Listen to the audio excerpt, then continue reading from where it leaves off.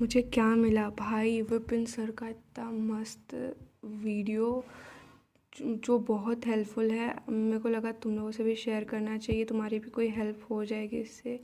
बहुत बहुत unique point इन्होंने बताया है। तुम भी अगर सुनो। आप 5000 क्वेश्चन का पूल सॉल्व कर लेते हो ना बायोलॉजी में, तो ऐसा एक भी क्वेश्चन नहीं है 180 में से जो आप ना कर पाओ, जो उस सेम कंसेप्ट पे ना लड़े। लैंग्वेज चेंज हो सकती है, डेटा चेंज हो सकता है, थोड़ी बहुत जो है एग्जांपल्स में वेरिएशंस आ सकती हैं, बट जो क्वेश्चन है घूमेगा उसी सेंट्रल कंसेप्ट के अराउंड। यानी लिमिटेड कंसेप्ट जब होते हैं तो आपको लिमिटेड कंसेप्ट्स को पढ़ना है, और लिमिटेड कंसेप्ट्स को पढ़ के आप सारे क्वेश्चन सॉल्व कर पाते हैं, which is the biggest advantage, which is the biggest edge जो आपको एग्जामिनेशन देता है।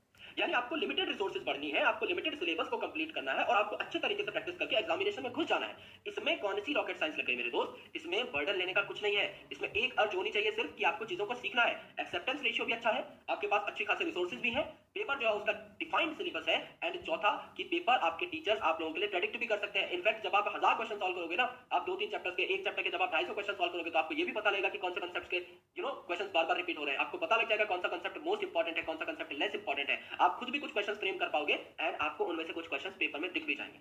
That is a surety. तो मान के चलो कि आप लकी हो, आप फॉर्चुनेट हो।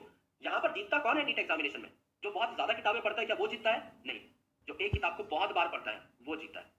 जो बार बार चीजों को रिवाइज करता है वो जीतता है। जो बार बार कंसेप्ट को अपनी आंखों के सामने से इतनी बार निकाल लेता है कि उसको क्वेश्चन याद हो जाते हैं कि ये क्वेश्चन मैंने 10 बार सॉल्व किया हुआ है, अगर ये मेरे सामने आता है 11वीं बार तो मैं इस कंसेप्ट की धज्जी उड़ा दूंगा। वो बच्चा यहाँ पर जीत जाता है। जो टाइम मैनेज कर लेता है वो जीत जाता है।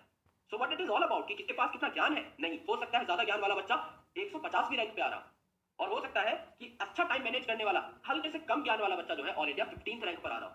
तो ये जो आपका 10x का गैप है किस वजह से आया? There are a lot of factors that define कि एग्जाम कौन टॉप करेगा। सिर्फ ज्ञान एक चीज नहीं।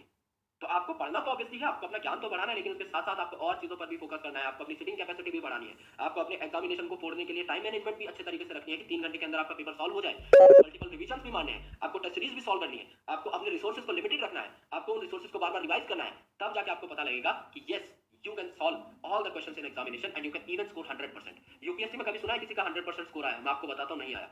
52% पे इस बार ऑल इंडिया टॉपर रहा है। 52% ला करके एक इंसान ऑल इंडिया फर्स्ट रैंकर बन जाता है। और वही नीट में बच्चे 100 आउट ऑफ 100 फोड़ते हैं, मतलब परसेंटेज के मामले मानते हो 720 आउट ऑफ 720। यानी कि ऐसा कुछ नहीं पूछा जा रहा है जो ब्रह्मांड से अलग है, पूछा सब किताबों में से जा रहा है। लेकिन ये एक बहुत इंपॉर्टेंट चीज है कि आप उस किताब को पढ़ते कितनी बार हैं, समझते किस तरीके से हैं, कितनी बार उसके रिलेटेबल क्वेश्चंस को लगाते हैं, और कितनी बार उसको रिविजिट करते हैं, रिवाइज करते हैं।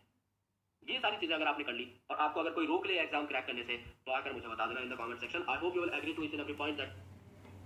तो इम्पॉर्टेंट पॉइंट जो सर ने बताया ये है कि क्वेश्चन सॉल्विंग करना और रिवीजन करना इस एग्ज़ाम के लिए कितना इम्पॉर्टेंट है, बस यही एक की पॉइंट है। ठीक है, अगर कोई हेल्प मिली हो तो प्लीज़ कमेंट में बताना, ठीक है।